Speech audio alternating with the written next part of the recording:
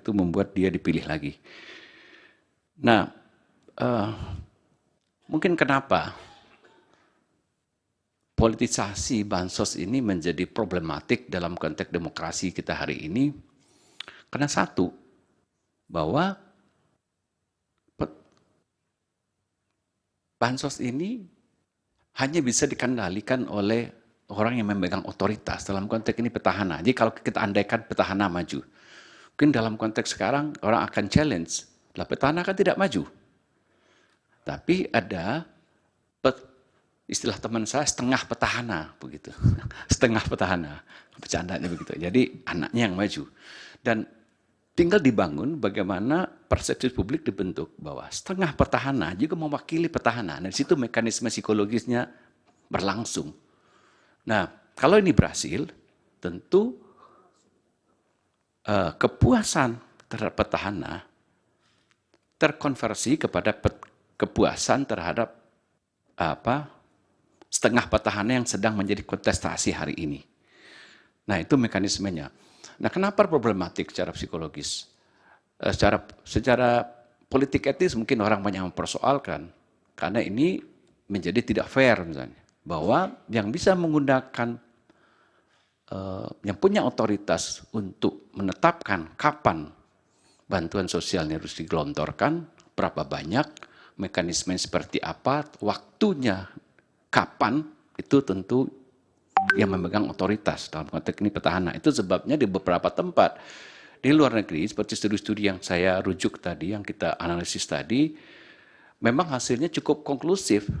Ya, ada kontribusi dari pengelontoran bansos terhadap keterpilihan terutama petahana, yang angkanya cukup moderat. Gitu. Nah, tentu ini bervariasi dari satu tempat ke tempat lain.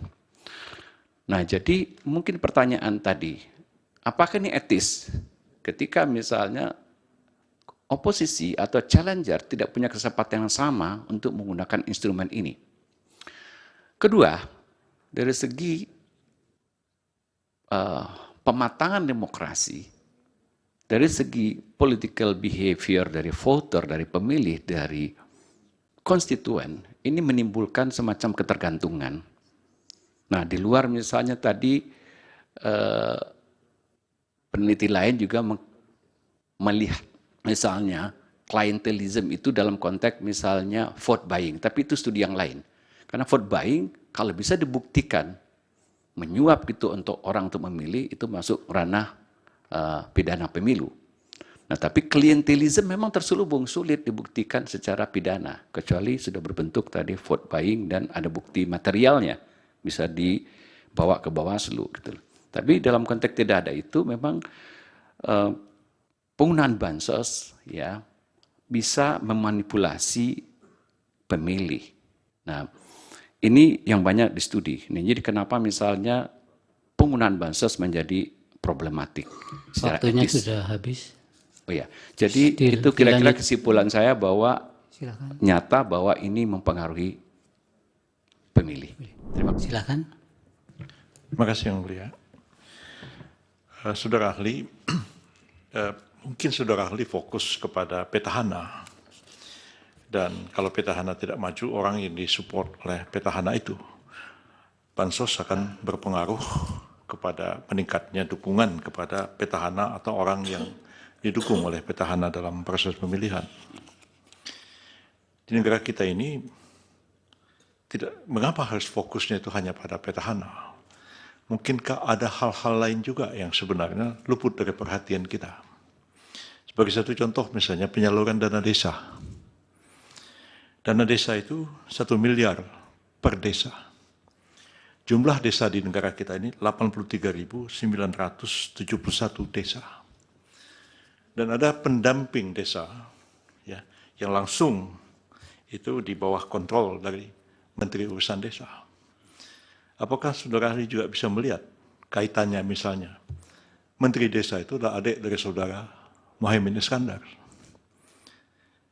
Kalau dikontekskan dengan Jokowi dengan Gibran, apakah tidak relevan mengaitkan Muhaimin Iskandar dengan adiknya yang Menteri Desa yang menguasai penyaluran dana desa ini?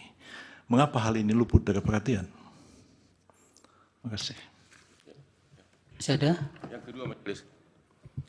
Saudara ahli, apakah Anda setuju teori Anda ini tidak bisa secara konklusif kalau melihat kenyataan di Sumatera Barat dan di Aceh? Yang ternyata 02 kalah. Walaupun di Sumatera Barat dan di Aceh, bansosnya itu merata karena bansos itu ada datanya di dalam DTKS dan P3KE yang jumlah penerimanya sudah ditentukan oleh pemerintah. Jadi tidak boleh keluar dari nama-nama itu. Jadi Aceh, Sumatera Barat juga dapat bansos sesuai dengan proporsi penduduk, tapi kalah 02. Yang kedua, kalau faktor kemiskinan dan bansos dipakai sebagai ukuran seolah-olah mempengaruhi pemilih, hampir semua mayoritas tempat TPS di luar negeri tidak ada bansos, tapi 02 menang. Hampir semua, ada beberapa kota tapi hampir semua. 02 menang di luar negeri, orang berpendidikan, orang mampu Indonesia, tapi 02 menang di hampir semua, 90% lebih. Apakah ini bukti bahwa teori Anda itu tidak konklusif? Terima kasih. dari Bawaslu, dari Hakim, yang mulia Pak Arsul, silakan.